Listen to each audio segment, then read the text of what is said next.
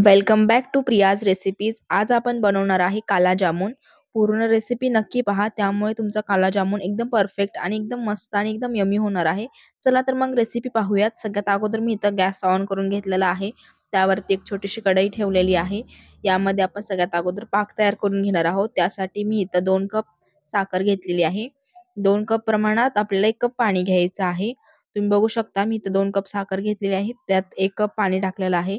छान असा पाक घ्यायचा आहे आपल्याला एक तारी। त्यासाठी सतत आपल्याला ढवळत राहायचं आहे। त्यानंतर आपण यामध्ये टाकणार आहोत 2 ते 3 इलायची। त्यानंतर 2 चिमूटमध्ये बसेल एवढं आपण यामध्ये केसर टाकणार आहोत कलरसाठी।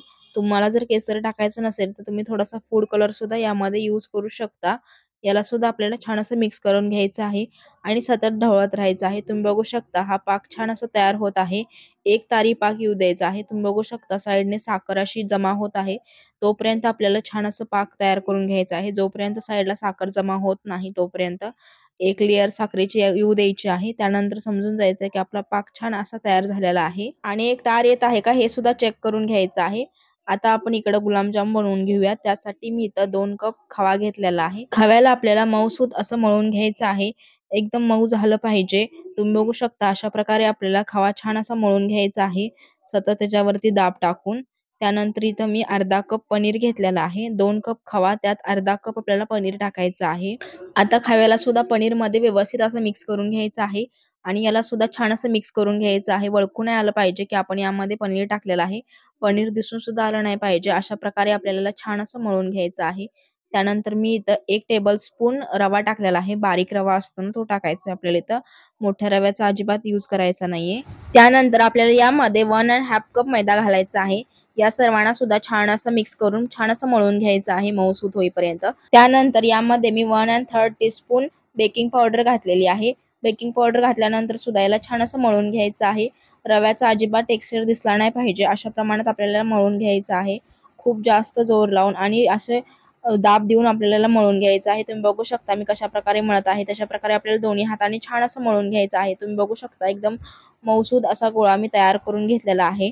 आता आपण याचे गुलाबजामुन करून घेऊयात। तुम्हाला कोणत्या साईजची गोळी हवी आहे त्या साईज मध्ये तुम्ही करू शकता। शक्यतो काला गुलाबजामुनच्या गोळ्या ह्या जरा मोठ्या असतात। गुलाबजामच्या गोळीवरती अजिबात रेष नाही दिसली पाहिजे अशा प्रकारे आपल्याला छान अशी गोळी तयार करून घ्यायची आहे। थोडासा दाब द्यायचा आहे। त्यानंतर आणखीन एकदा गोळी तयार करायची आहे। अशा प्रकारे आपल्याला 2 ते 3 वेळा प्रोसेस करायची आहे। त्यामुळे एकही रेष येणार नाही आणि छान अशा आपल्या गोळ्या तयार होतील। तुम्ही बघू शकता मी सगळ्या गुलाबजामच्या गोळ्या छान अशा तयार करून घेतलेल्या आहेत। आता या सर्व गोळ्यांना आपल्याला छान असं तळून घ्यायचं आहे। त्यासाठी मी गॅसवरती कढई ठेवलेली आहे। कढई छान गरम झाल्यानंतर यामध्ये आपल्याला तेल टाकायचंय। तेल सुद्धा मस्त असं गरम झाल्यानंतर यामध्ये आपण गुलाबजामच्या गोळ्या टाकून घेणार आहोत।